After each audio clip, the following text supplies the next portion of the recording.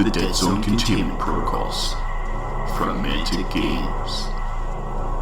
The Salvation of Rage by Mark Gottlieb.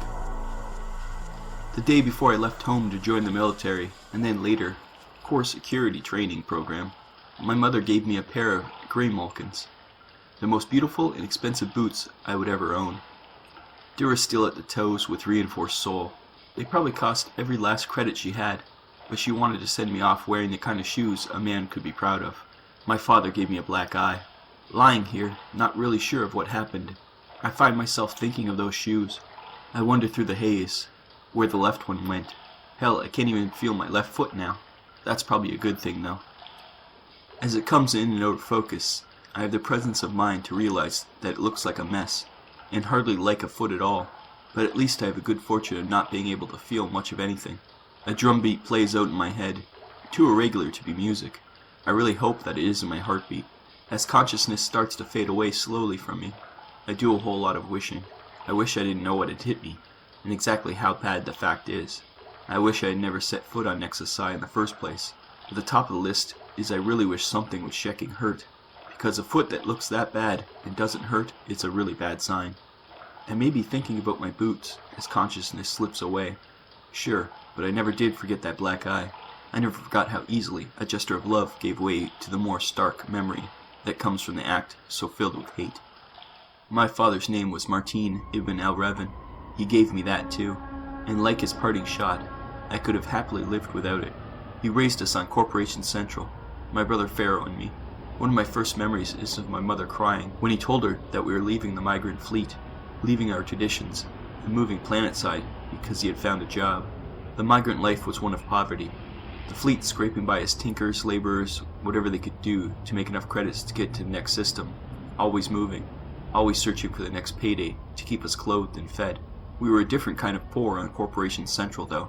On Central, you were the empty kind of poor. In the fleet, everyone would share. People had nothing, but everyone had the same nothing. We laughed off conventional schooling, picking up the trades that could easily keep us going. We had big extended families and didn't eat enough, but nobody ever went truly without. Growing up in it, I had taken it all for granted. With hindsight, it was pretty wonderful. On Central, though, we had less than nothing, and had the fact rubbed in our faces every day. The workers, the people who kept the planet running, lived like animals, scrabbling over each other for every scrap left them by those in power. As a former migrant fleet folk, Fleetfoot they would call us, because we walked so damn funny under proper gravity. We were a step lower still. Dad's big opportunity was cleaning out reactor cores as they cycled them in and out of use. Dangerous, back-breaking work that paid almost nothing. Fitting work for a Fleetfoot. None of us was surprised when he quit, saying he would find another way to get us by. He always quit. It was the one thing we could always count on. There's a reason they call it Corruption Central, when no one from the GCPS authority is listening. It took less than a week for my father to find shadier work. He didn't have much in the way of morals, and there was always someone with too much money who was too set on hurting someone or having something that they weren't entitled to. If someone got caught, oh well, he was just another Fleetfoot, acting the way the vid news would have you believe that we all act, right? Thieves and grifters. I know for a fact, fine folks still scare their kids with bedtime stories that say we take them in the night if they behave badly. I hate to disappoint, but that one is utter slaz too. Anyway, Dad did just enough work to get us fed and get himself wasted. He was quick to pick up all kinds of habits actually. Drinking, Shiva Stim, all stuff they'd never had access to in the fleet. But boy did he take to it. Took to gambling too. Anytime he scored a little extra, and we might have had a chance to get ahead. Yeah, that ended up in a warehouse somewhere betting on underground dreadball. Not the kind of dreadball people watch with its 100 million credit paydays for players, and its nicely packaged production. This was the dirty game. The poor kids could actually aspire to play one day. Played away from the eyes of civilized folk. In the dark between the desperate and the homicidal. I don't even remember how long it was before he started hitting us. Time passes funny when you're a kid, especially when you're passing in and out of consciousness a lot. My father was a monster. I should have stopped him.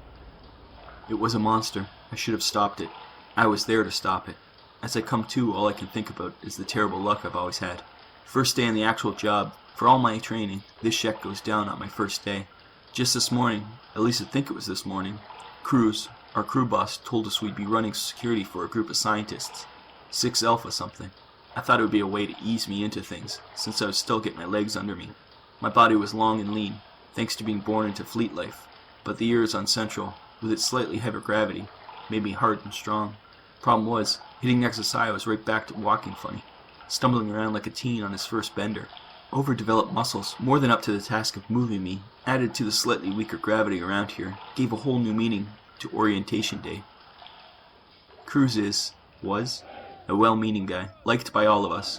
Former military, I heard, which explained his buzz cut, drill sergeant-like demeanor, and efficient manner. We all knew he had Reb leanings, of course. Rumor was he could get all kinds of fun contraband into barracks. So he had us up bright and early, and made sure himself, Deadzone, and the rest of the guys all had a portion and a half of our morning protein slurry. Don't get too excited, Says Deadzone. Extra food just means we'll be hauling gear more than we'll be doing actual security. She was right. An hour later, we were standing outside, equipment checked and rechecked, looking professional in our uniforms and rifles slung across our backs. But we most certainly weren't expected to do much except for toting gear. My attention was split between Cruz and the piles of heavy, expensive-looking containers as he began to speak. So the bad news is that the fine folks of 6 Alpha, whom you will be escorting today, require their full complement of gear to work, and the mineshaft you'll be taking them into won't accommodate the light walkers. Groans went up all around me. That's right, you've all won the opportunity to be slave labor. Bet you're wishing you stayed in officers training, huh, boys and girls? If you have any complaints, file them with your waitress. I was too distracted to complain. My mind was still working over the idea that we would be going into a mine with scientists and millions of credits worth of their fanciest stuff. I couldn't help but wonder, what do a bunch of miners dig up that gets a greedy as hell operation to grind to a halt, pull out their workers, and send in security detail and science team? In retrospect, lying here nearly unable to move, I wish I hadn't found out, but I did. I hope someone gets a signal off, and that we aren't too far down to get help. I'm hurt. I'm upset at myself for getting hurt, too. That pointless, senseless frustration, born out of sheer helplessness. I can't get up, can barely see, and top of that, my ears are ringing and it feels like my brain is tingling. Maybe if I just close my eyes for a second. Do ye remember what I tell ye about Deadzone? My mom said in her distinctive satin voice. Our ancestors, they see Deadzone and they see how they survive. Always survive together. Make paths and carry on. Always together. This was how my mother would always choose to educate me, not through fables or cloying children's tales, but through knowledge. Today's lesson had started with history, though, and as such it was no surprise that she brought up the ants. It was a favorite story of hers.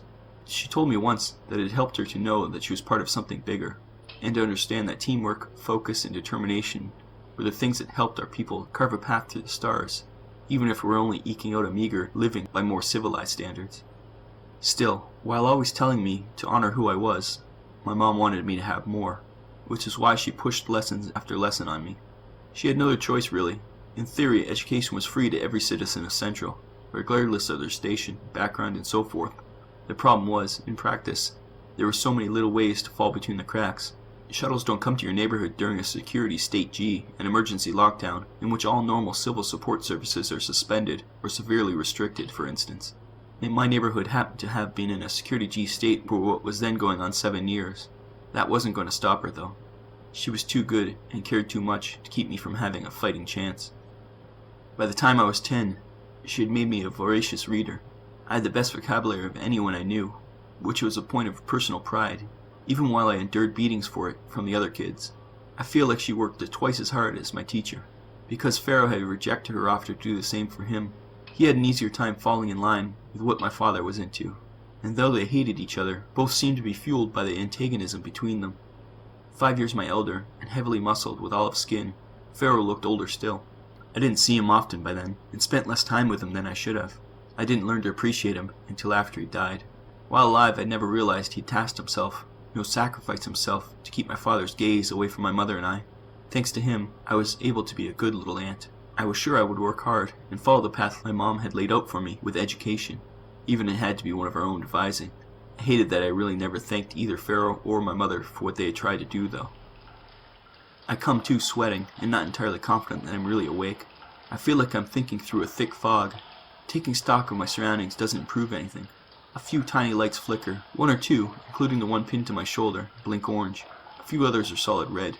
I don't know if the colored lights make me feel less alone, or a cold comfort. Orange making life taps mean critical injury, while red means death is imminent. There should be dozens more lights. Black life tap means death, of course.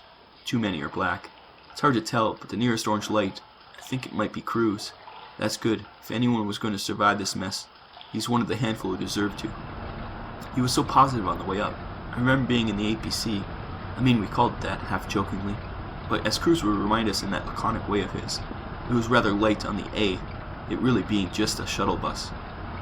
A couple of the guys had just stirred up the rest with their ghost stories. Wish I'd paid more attention. There was a dirty, dirty little secret of corporation life. The stories which never make the nightly vid news. The stories that make the bar rounds, yet still told in hushed whispers in bars and clubs. Planets, whole shecking planets just go poof sometimes. Makes for a good way to scare rookies off, and provide a few laughs for the old security types who have little in the way of fun in these backworlds. There are all kinds of theories too. Every miner, merc, or trader has their own. One guy'll tell you it's propaganda, made up by the corps, to keep smuggling away from the really choice worlds. Someone else will have crazy ideas about interplanetary war between alien races, that the corps are trying to keep quiet. Me? I was always confident that at least the military knew exactly what was happening. The military guys on leaves, maybe rolling into some dive, slumming in the bad parts of town for a little narco adventure. They didn't have theories. They didn't talk. Everyone had a theory but them. That told me they didn't need ideas, because they knew.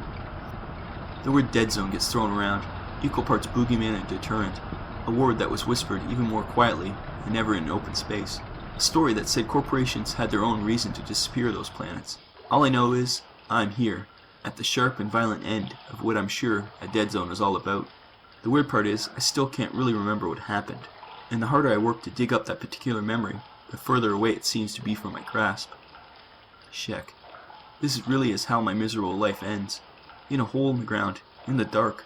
A little voice whispers in my ear though. No, not my ear. It feels like a hot wind, but it starts inside me. Like a lover tracing lines of my body with a feather touch, but without the affection. It walks up my spine, and into the back of my head. I can't make out what it's saying, but it sounds like, "That must make you so mad." The words stop, but the feeling doesn't. Up my spine, into my head, up my spine, into my head. Soon it throbs with a distinctive pulse, speeding up and blurring together into a staccato rhythm a million times too fast. It feels like ants, walking their path through me. Mom, it feels like ants. I'm scared and angry, and I'm glad, all at once, as I pass out. The Drexa deities. That was my way out. 13 standard years old, and I already knew I needed a way out. The deities, or teams like them, could be found in any number of port areas throughout the hundreds of worlds in the galactic co-prosperity sphere. Various patrons would look to boost their standing in public eye by sponsoring some youth dreadball team, or the like. It wasn't really so surprising. Compared to poverty, in all the daily battles, big and small, that came with life on Central, dreadball was a cakewalk. Every so often some kid would get noticed, and down the road, land a contract, and fill the heads of every slum kid with generations worth of hopes and dreams. It took me years to work up the courage to even sign up. My mother quietly encouraged me to do it, after I had whispered the details into her ear. We won't have to tell your father, child. Go and try your very best for your mother.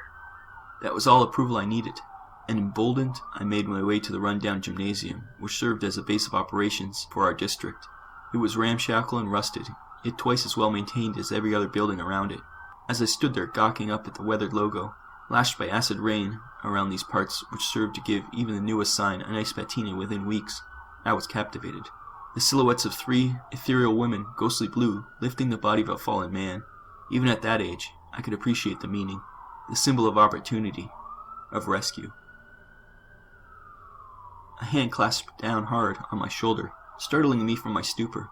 I wheeled around, tensed, expecting a sucker punch, something you've trained for when fighting is the only pastime kids can afford in your neighborhood. And when that same poverty trains a whole community to be angry, and it takes it out on one another. Luckily, at that age, I was still thinking first and raising my hand second. Not because it kept me from striking an innocent, but because the Forge Father with his hand on me would have killed me as easily as he greeted me. Despite just starting to really grow, I was already tall enough to look the bearded man in the eye. A Forge Father was a reasonably rare sight on this world, other than on a broadcast vid, as the non-human races tended to be given roughly the same treatment as fleet feet, the working poor, and the sewage running through our overfilled drains after a heavy downpour. Still, with another glance, I recognized the man. His full name was Thurgan Olafsson, though around here, he was just Wilco. Wilco, like a lot of youth treadball coaches, was a washed-up or washed-out player himself, who was happy to take the pittance salary the job offered, as it beat the hell out of a convenient accident in one last game, coupled with a mandatory parts recycling. Good reaction time, kiddo. We'll make a striker out of ye, provided you're as smart as ye be quick. I smiled at him, at his kindness, something I had heard shocking little of from anyone but my mother, and said little as he led me inside and helped me through some forms. So ye know, before ye get your chance to train, ye have to make all the requirements. It's a policy thing from up high. He explained, more candidly than any kid could expect from most adults, that I had to meet certain criteria to be part of the program. They can't get good press if the kids involved are a bunch of hooligans, yeah? You've got to keep your nose clean and keep your grades up. Right then, I wished he had hit me, or killed me after all. How could I explain that the only education I had was from my mother, and from the streets?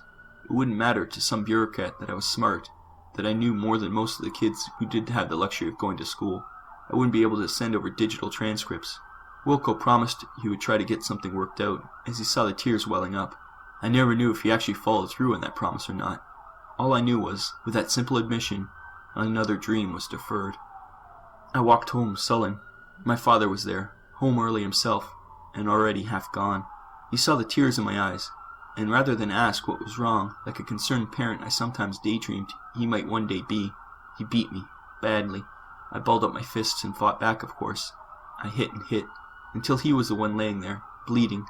I did what I had to, except I didn't. I don't know why I remember it that way. The reality of it was I just took it. My mother gave me the gift of being profoundly self-educated.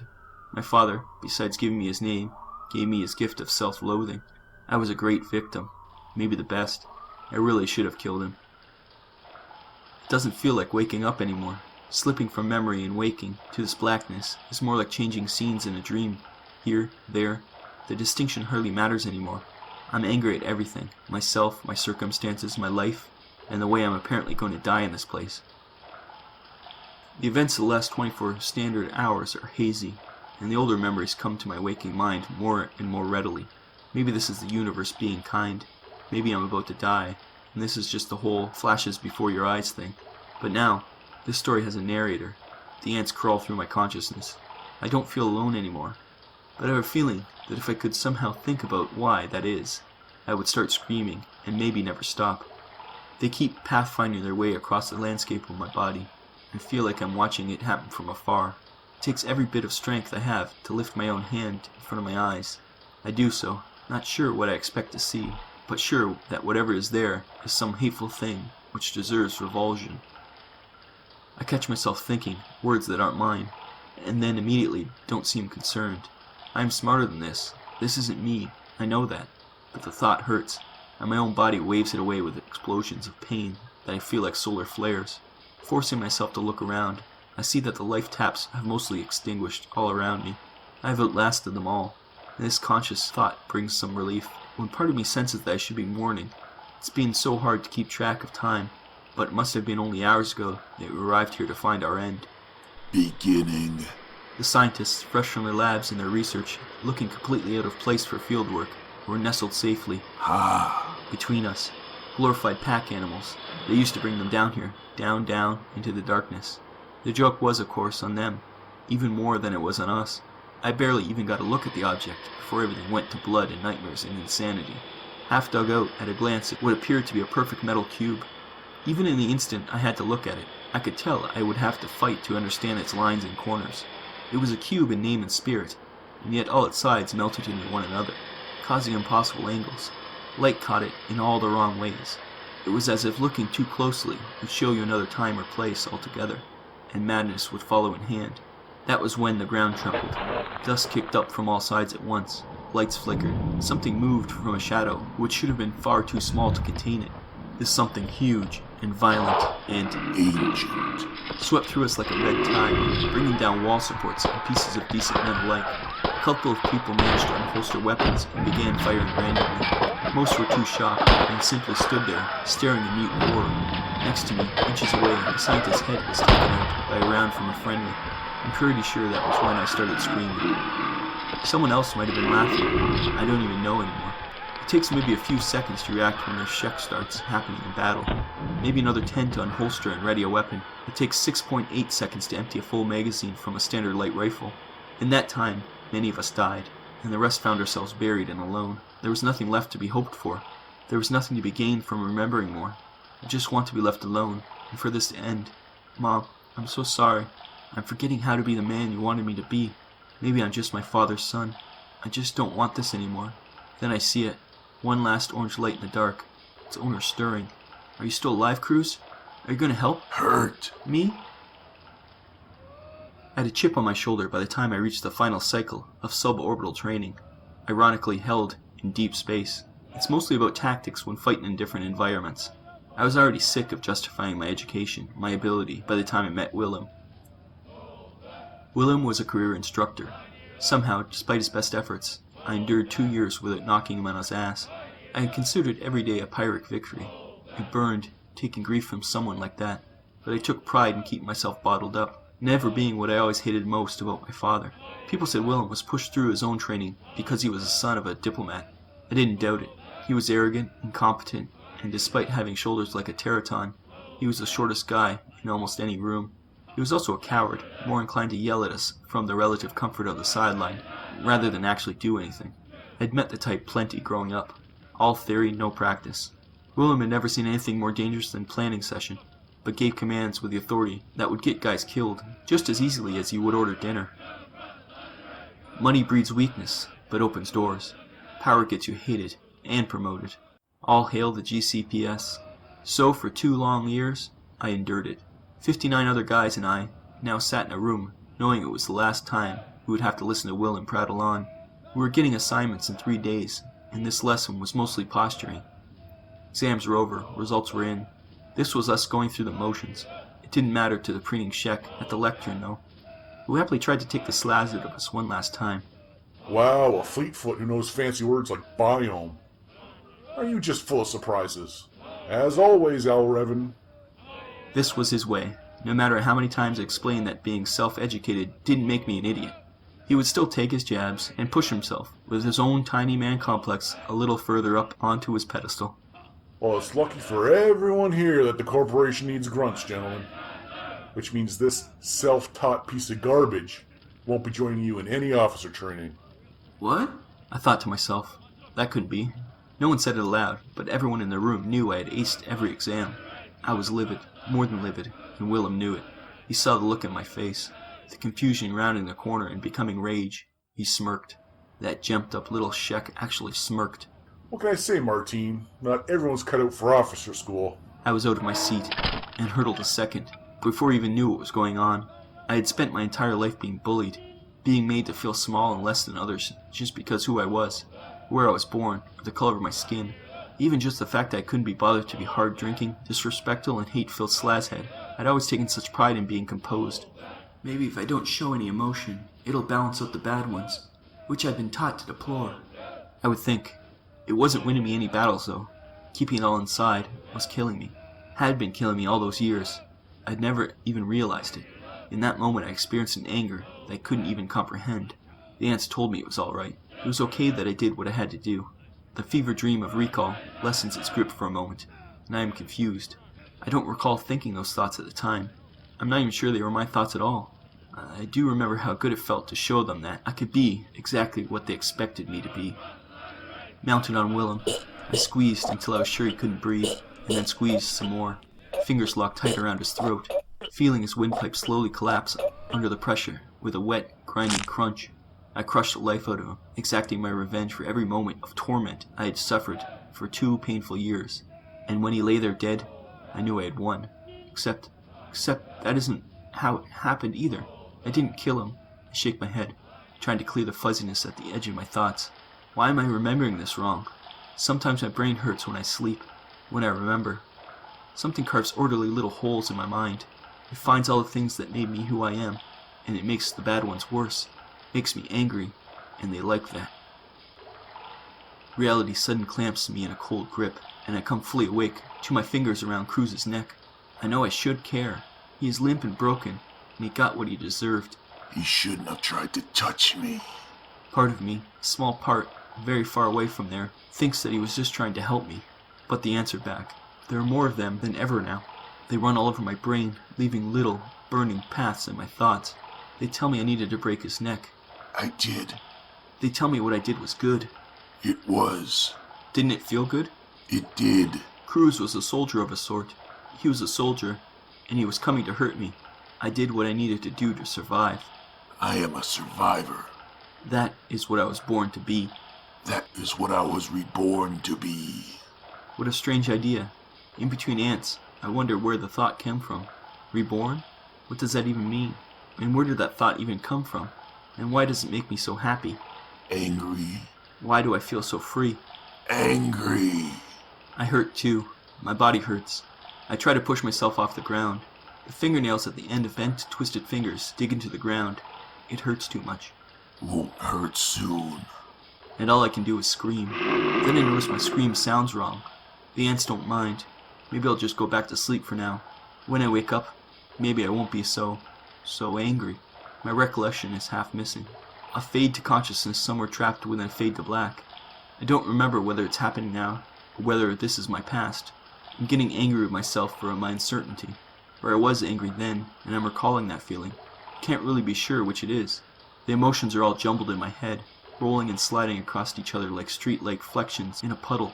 All I know, or knew, is that somewhere outside of time, the march through my brain continues. Every time they find a bit of hurt, every memory of pumping blood or quickened pulse, they are happy. When their path takes them across a memory that suits them, that tastes like fury, they sing their pheromone song, and others come to join them. They are multiplying slowly and steadily throughout my whole being, marching with the same relentless pace that I saw in my mind's eye when my mom told me her story. A million little legs tap at every horrific memory in my head, like as many hands patting me on the back and telling me anger is good, the hatred is good. This time, they look on as I stumble in and out of awareness. Then, like now, not certain of what exactly was going on. I wake up and hear digging, and it makes me want to kill something. Who is making all that noise? Don't they know the ants aren't done yet? My body still hurts. I bet it hurts because they woke me up. I bet I could stop them. It would be nice to stop them. It would be Fun. If I wasn't so dizzy, I would do it. I would love to do it. It's all I want. But for now, the ants say sleep. So I do. I try to keep telling my story. My memories aren't right, but I don't mind anymore. One moment I'm thinking of being assigned to a terrible dive called Nexus Psi, and a pathetic beginning to my career. The next I'm killing my way across epochs. The ultimate survivor is what I am. I'm angry and I hate, but it makes me strong, and it makes me keep going. I remember screaming and bodies scattered in chaos of blood. I remember seeing myself from another set of eyes, screaming just like the rest of them. I see myself. I see Martin Ibn al-Revin, and I hate myself too. I want to kill myself, kill Martin, because that is what must happen. I cannot be free till every last shred of him Me? is dead and gone, obliterated in the beautiful storm of my boiling rage. I kill my way from one man to the next, deeming some of them less than others. I judge, I discriminate, and it feels Good. I choose the ones who are scared, and they die terribly. I choose myself because I hate myself. I will be a good one. I will make this one like me. So much anger. Martin has the audacity to be angry when he I should be scared.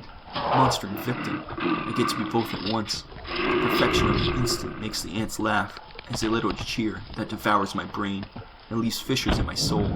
He, I, hurts, me, him, but does not kill. This one, he, I, will make a strong sergeant. I always knew I wasn't just meant to be a grunt. In the wrong memory, I am happy. I am angry. And I survive. My work done. I bellow and am fire itself. Hatred is survival. Survival is joy. He, it, I push through the small opening, not caring that it brings down a mountain of earth behind me. Getting outside is all that matters. soldiers. Different soldiers now. Breaking through the rubble. Not coming to help. I know. Coming to hurt me. I'll show them. I'll hurt them first. I hate them so much. I want them dead. No, not just dead. I want them to suffer. I see the first one pushing through. Stupid trained apes. Stupid, soft apes.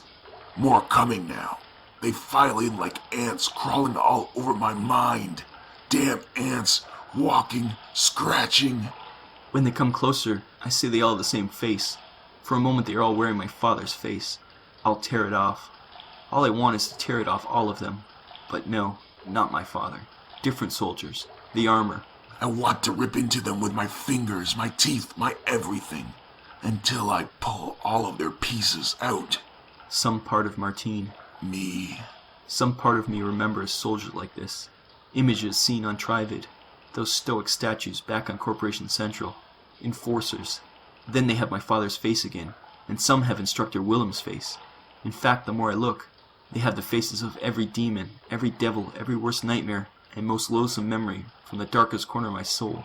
And I just want them to die. Why do they always come? Why do they have to hurt? I'll show them. I'll hurt them first. I'll hurt them more. I won't leave anything left of them. I'll take them into me. I'll make them like me. I need to make them like me. I stir. They pause. I pull myself up on crooked feet. Feet that hurt. So much pain. A fleeting thought of a missing boot. Like a dragonfly wing brushing against my mind and vanishing before it can take hold. The ants keep walking all over my brain. They say their work is almost done. But, for 1 second, they too hesitate. In that 1 second, as the soldiers raise heavy rifles, I can think clearly. I think of my mother. I think that maybe they're not here to hurt me. Maybe they're here to help. I don't have to kill them. If I just ask for help, I can still be alright. In the darkness, I call out to them. A flashlight snaps to my face. A man barks an order. Help. GCPS message net. To Al Revan M. Trooper. From Willem D. Recruitment Captain. Message. Dear Martine, it is with great respect that I must write to inform you that your father has passed away. A great man, and respected by all who knew him, me more than anyone. It is only thanks to his efforts that you and I were able to ascend the ranks together at the academy. I know he always regretted that you were unable to continue to the heights of service of which you were capable after the death of your mother, and your enforced leave from duty to ensure that he and your brother were adequately cared for. I have watched over them this last year in your absence, and had hoped that he would manage to last until your return. Alas, this was not to be. I wish I could pass this news to you in person.